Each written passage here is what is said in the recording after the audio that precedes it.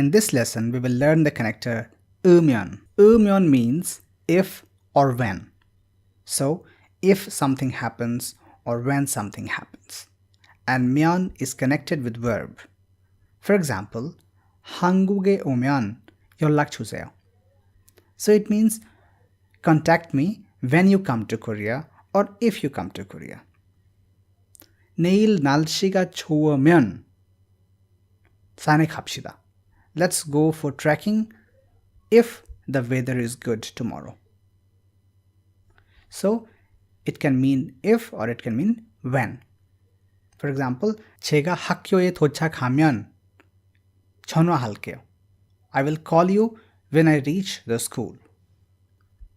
So 면 will be added when there is no 받침 and 음연 will be added when there is 받침.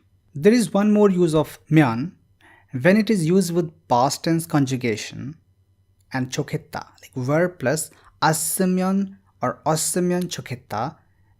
It shows hope, wish or desire.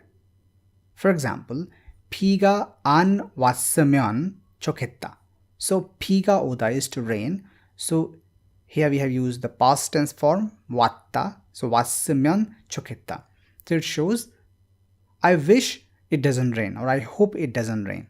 So you are just hoping for something or you are wishing that something happens or something doesn't happen. 빨리 한국에 갈 수 있었으면 좋겠다.